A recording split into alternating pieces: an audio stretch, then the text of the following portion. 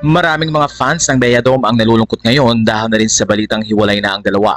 Matatanda ang na-engage ang dalawa noong July 2023 at nakatakda nga daw ikasal sila sa second quarter ng 2024 at ina-expect ng mga netizen na pwede itong mangyari ng June or sometime in September. Pero mukhang hindi na nga daw ito mangyayari dahil na rin sa balita ni OG Diaz at mga sources na sinabi niya na hindi lamang tampuhan na nagkaroon ng dalawa kundi tila nag-decide na ngang maghiwalay.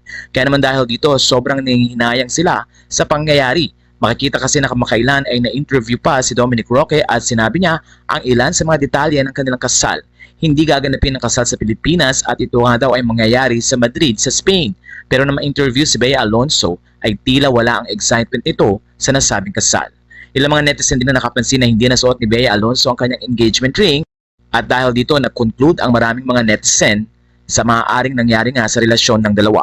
Sa birthday ng anak ni Beatrice So, ay umaten si Bea Alonzo at ang kaibigan niyang si Dimples Romana. Doon ay napansin ng mga netizen na hindi na nga suot ni Bea ang nasabing engagement ring.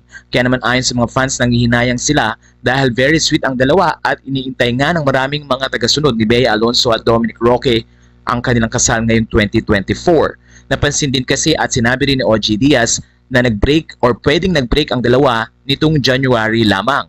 Kaya naman ayon sa mga fans, baka naman pwede pang maayos ito. Bali-balita din na nakikipagkasundo or tila ginagawa ng paraan ni Dominic Roque na muling magkaayos sila ni Bea Alonzo.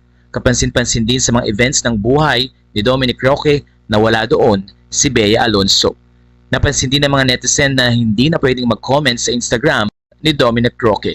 Ayon sa mga fans, sana daw ay hindi totoo ang balitang ito pero bagkas ang kalungkutan sa muka ni Dominic Roque dahil na rin sa pangyayaring hindi inaasahan ng marami. Matatanda ang unang nabalita na mukhang nagkakaroon lang ng tampuhan ng dalawa pero base na rin sa report ni OG Diaz at mga sources na kanyang pinakuhanan ng balita ay hiwalay na nga si Bea at Dominic Roque. Ang hinihintay na lang din ay pagkakaroon ng time at ni Dominic na umamin sa social media at sabihin sa kanilang mga fans ang balitang ito. Wala na pong masasabi nyo sa issue na ito.